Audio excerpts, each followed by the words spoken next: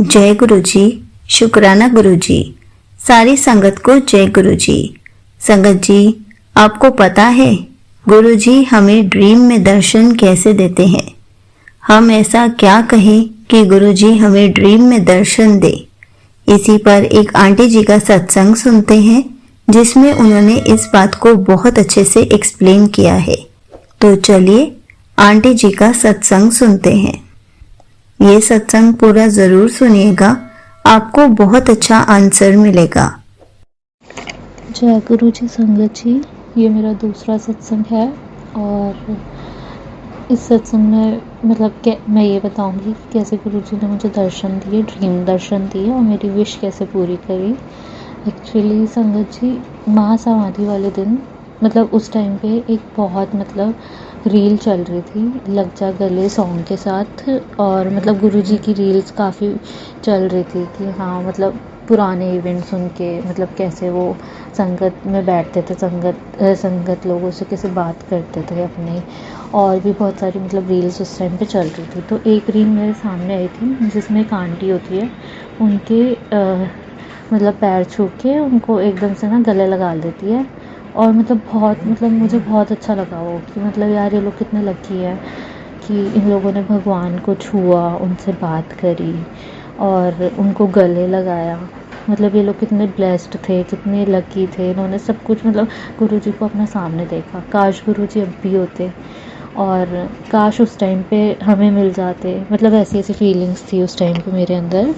और पूरे दिन ना वही चीज़ मेरे दिमाग में चलती रही कि काश मैं भी ऐसे गले लगाती।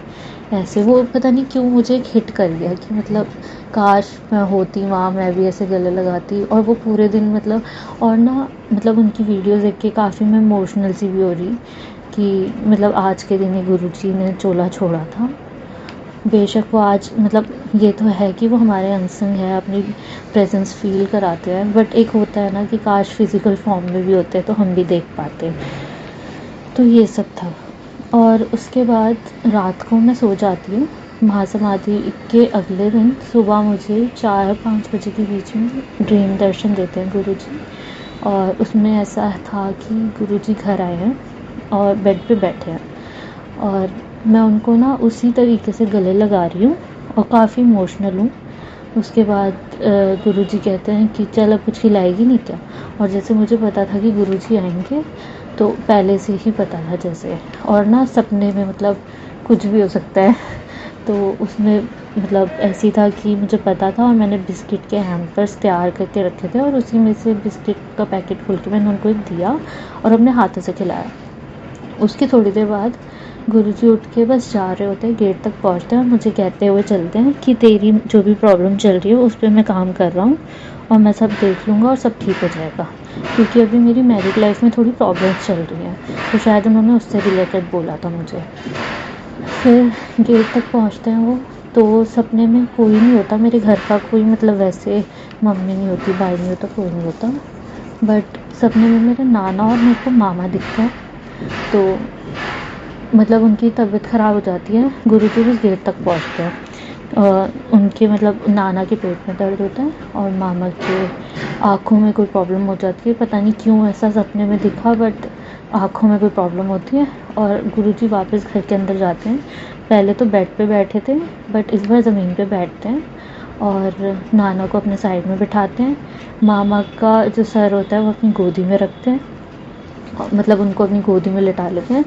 और उसके बाद नाना के पेट पे हाथ रखते हैं, थोड़ी देर तक दबाते हैं और उसके बाद कहते हैं कि देखो अब तो नहीं हो रहा दर्द। तो नाना बोलते हैं कि नहीं अब मैं ठीक हूँ।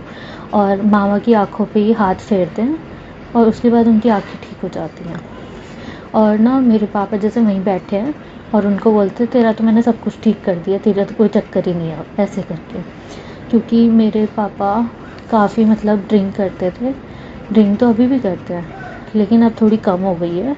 और पहले पीने के बाद ना कलेश बहुत करते थे, हद से ज़्यादा। हमें रात के 2-3 बज जाते थे कलेश के साथ और हम सो नहीं सकते ढंग से।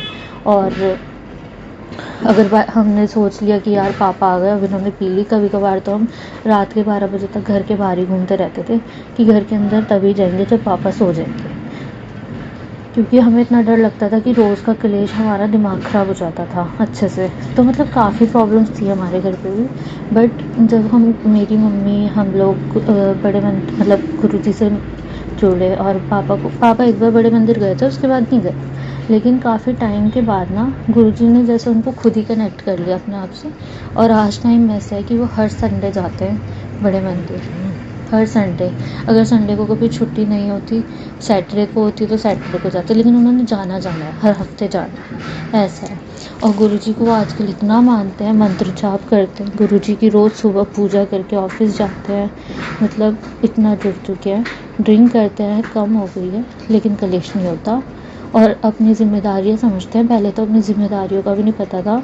पहले तो हम ऐसे थे, मतलब लावारिसों की तरह, कि मतलब हम अकेले ही अपनी हर चीज़ मैनेज कर रहे हैं।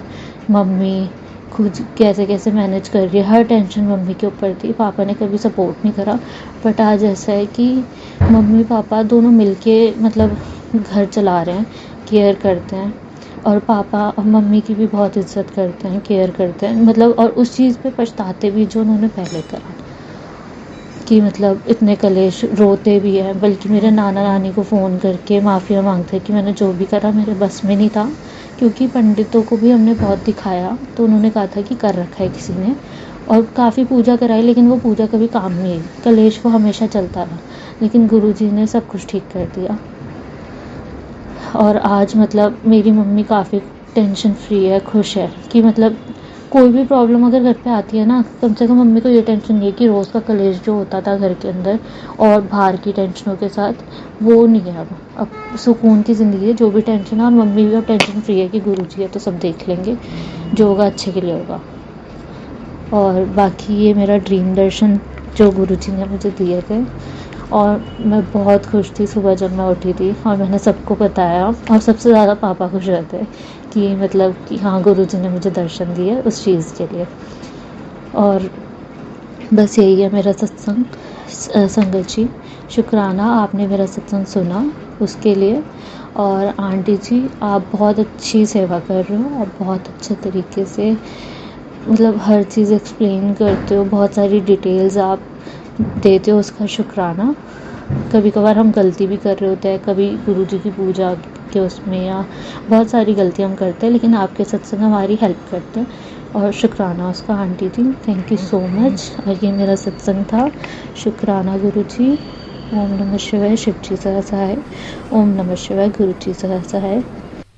Thank you so much aunty जी। आपने अपना सत्संग पूरे गुरु परिवार के साथ शेयर किया। आपने बहुत अच्छे से बताया कि हम जब पूरा दिन गुरुजी के बारे में सोचते हैं और गुरुजी हमें कैसे अपनी प्रेजेंस फील करा जाते हैं, कैसे गुरुजी अपने ड्रीम में दर्शन दे जाते हैं। संगत जी, अगर हमें भी गुरुजी के दर्शन करने हैं तो हमें भी गुरुजी से अरदास करनी होगी कि गुरुजी, हम भी आपके दर्शन करना चाहते हैं, हम भी आपको देखना चाहते हैं, और प्लीज हमें भी ड्रीम में आकर अपने दर्शन जरूर दीजिए। हम भी आपका वेट कर रहे हैं। तो गुरुजी आपको साक्षात दर्शन जरूर देंगे। जय गुरुजी। शुक्राना गुरुजी।